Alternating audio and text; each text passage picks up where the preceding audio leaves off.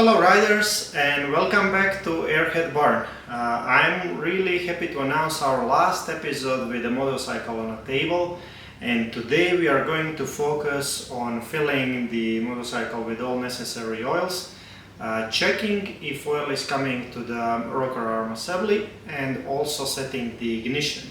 After that we will do initial start of a bike. That's what it's planned for this episode, and after that we plan to remove actually bike from a table and do some braking riding for 600 miles before we change all necessary oils inside it, and I hope you will truly love it. Thanks for watching. So we will first start with engine oil. I like to use Liqui Moly 20W50. But any other 20W50 oil should work here.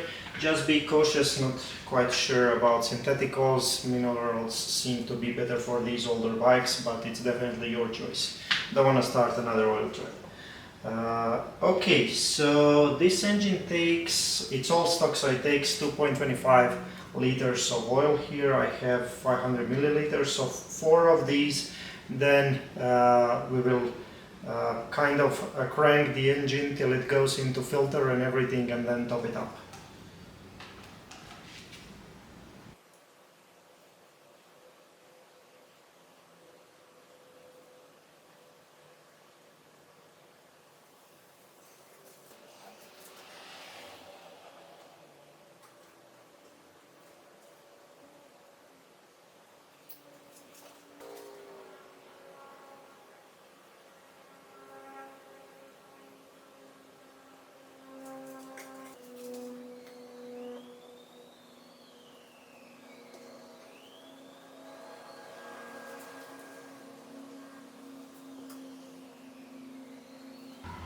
Okay, so that's 2 liters for now. It should be enough just to check if oil is coming to the rocker arm assembly through the passages. If you remember, like in first, I don't know, like what was it, like 6th, 7th episode, we actually sealed the new cylinders, and it was very important when using that sealer not to plug the oil passages. So that's what we are going to check now.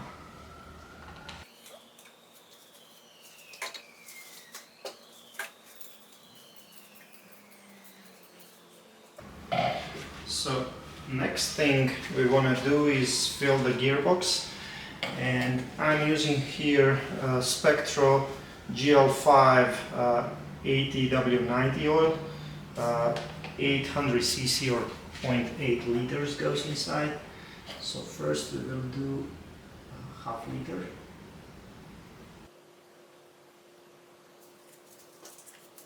So gearbox usually takes 0.8 liters, but rule of thumb, whenever it starts coming back, that's when you stop putting oil in.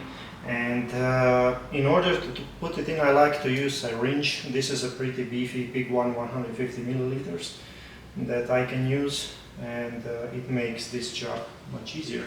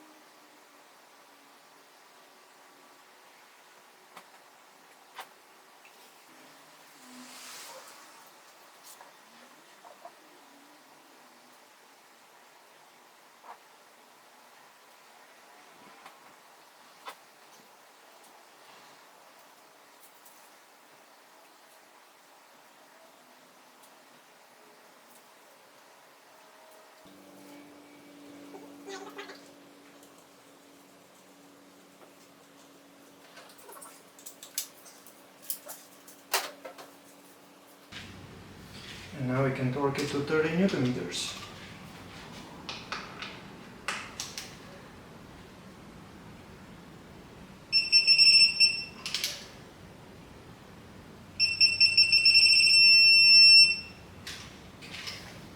Okay, so the next one is final drive, 250 milliliters or until oil reaches the bottom of a thread.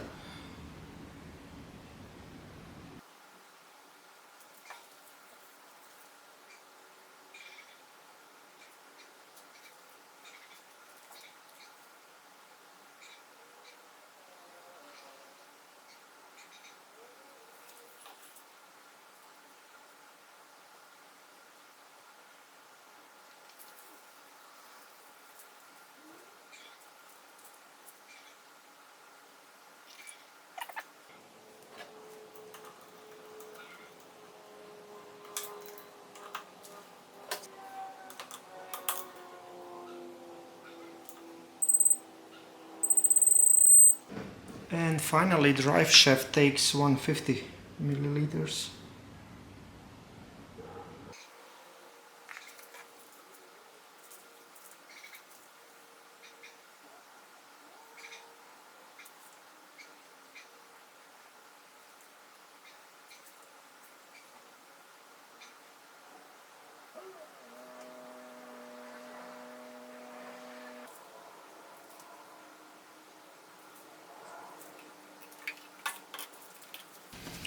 Okay, so this one is torqued to 14 Newton meters, but these ones are really tricky actually to torque, and sometimes you can strip the thread here.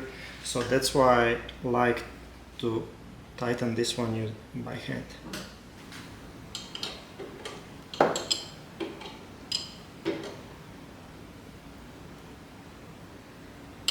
You don't need to go crazy here. It's basically 1.4 kilos, so very lightly, so you don't strip the threads. And that's enough. Okay, now we are going to focus on setting the timing. So to do that, we need to turn on the ignition, and then here you can actually see red LED light. And the way how you set this, you unscrew, there are two set screws on this head, or this rotating disc, so you can freely rotate. The engine needs to be in top dead center, and this one is. And then you start rotating, and when red light disappears, that's your point. So barely disappears, that's actually the pretty good initial setting for the timing. Okay, there it is. And now we will just lightly tighten these two set screws.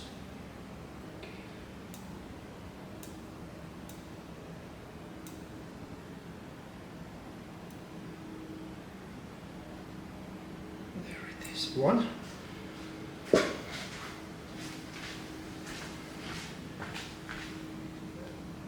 here is the other. Okay.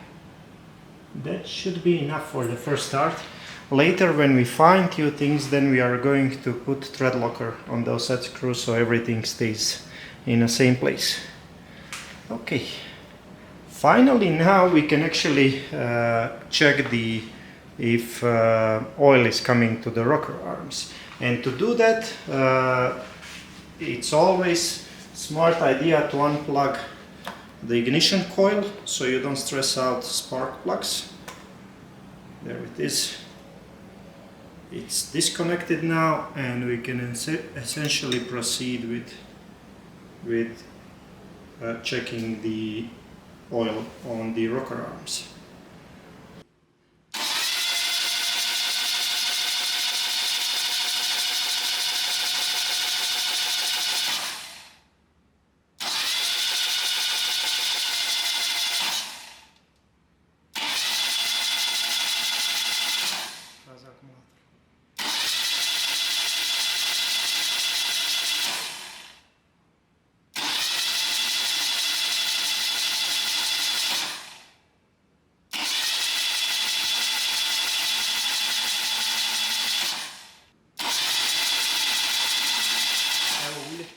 Okay, so we have oil on one side.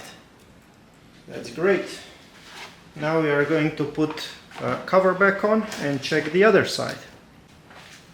Okay, so we can already see that there is some oil in the cover, which is good sign, meaning that oil is coming to that side as well. But just to double check that it comes on both ends, like intake and exhaust, we are going to crank it again.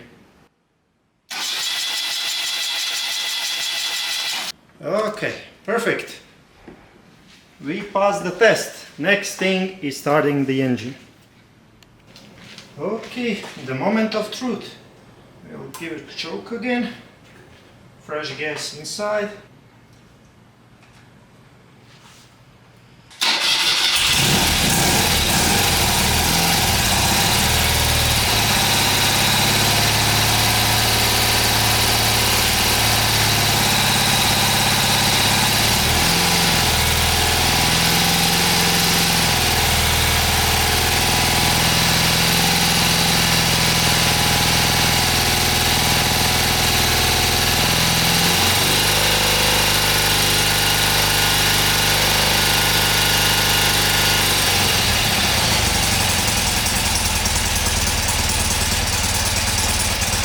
And it works!